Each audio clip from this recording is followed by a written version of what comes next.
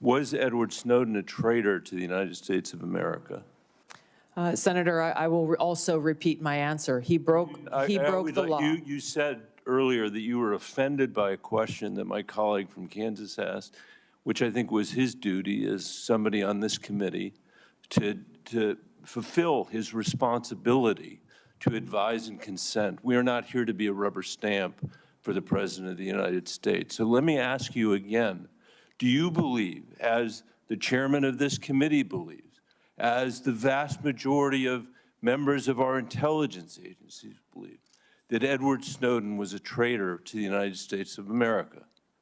Senator, if confirmed as Director of National Intelligence, I will work with you to make sure that there is not another Snowden-like leak. Media. It's not a moment to propagate theories, conspiracy theories, or attacks on journalism in the United States. This is when you need to answer the questions of the people whose votes you're asking for to be confirmed as the Chief Intelligence Officer of this nation.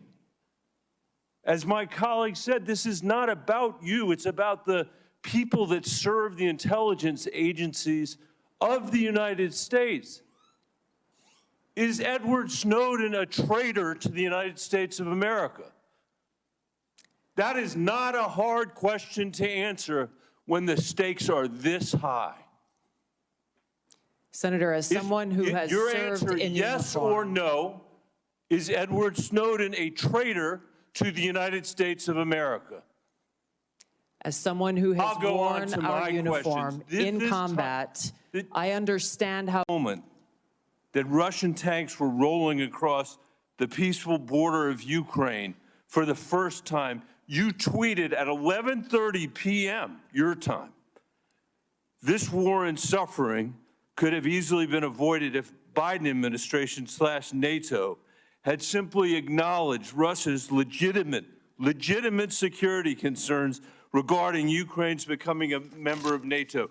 Did you say that, yes or no? I believe you're reading my tweet, Senator. Yes is the answer. A few months later, you said on your podcast, and I quoted it, quote, "But this regime change war against Russia that the U.S. and NATO are waging via their proxy in Ukraine didn't begin when Putin invaded Ukraine.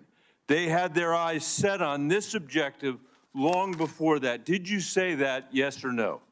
I believe you're reading my tweet. Thank There's you. a lot the answer more. Is yes. You're quoting a podcast that provided much more context. I'm happy to have a conversation with the chairman about whether I'm taking anything out of context. I don't think I am. And your answer is yes. Are you aware that your comments about proxy wars and Russia's legitimate security concerns, to quote your own words, are in alignment with what the Russians have said to justify their invasion of Ukraine?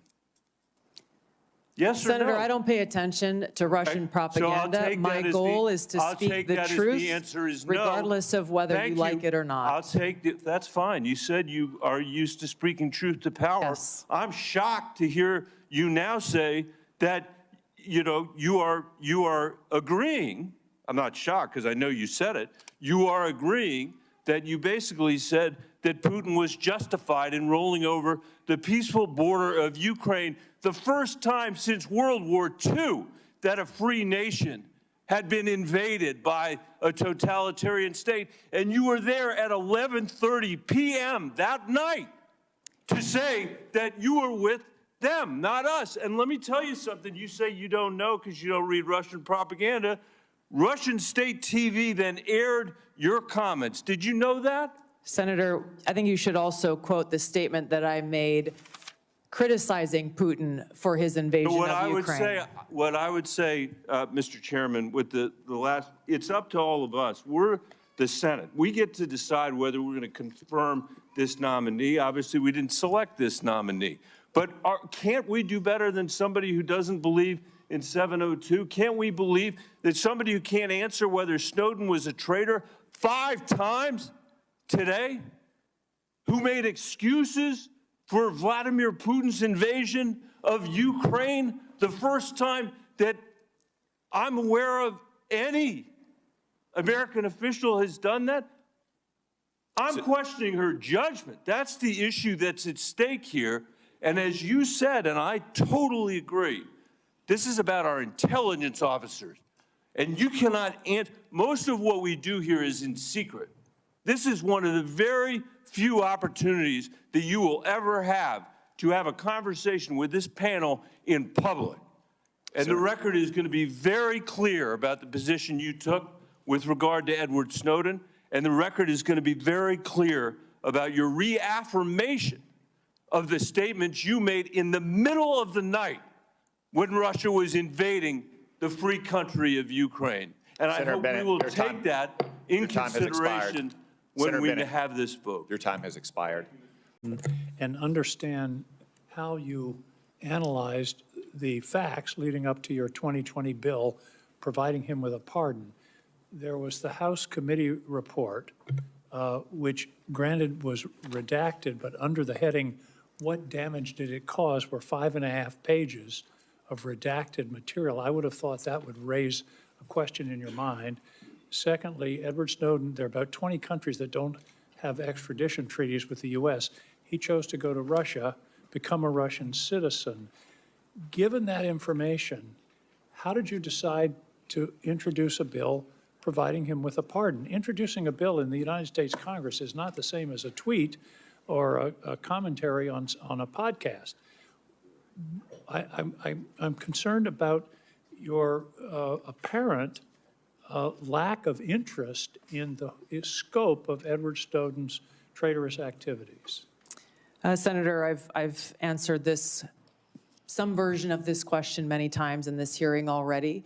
My foremost concern has been, remains, and will continue to be in upholding my oath to the Constitution to support and defend Americans' Fourth Amendment constitutional rights. If confirmed as Director of National Intelligence, I'm committed to ensuring that we protect our nation's secrets by implementing a number of actions I've outlined so that those who have concerns about programs within our intelligence community, that we don't have another Snowden-like leak, and they are able to raise those concerns either directly with Congress or through any one of a number of legal paths that are available. And I think it's also important, and in line with many of the bipartisan concerns I've heard from this committee, in security classification, security clearance and classification reform, in narrowing severely those who have access to the most sensitive and compartmentalized intelligence reporting and capabilities. Senator Bennett. And these are your quotes. Brave, please join my bipartisan legislation calling for charges to be dropped against him. Do you disagree that legislation was not appropriate? Do you believe he is brave or not? Yeah, Back those words? once again, Senator, Edward Snowden broke the law.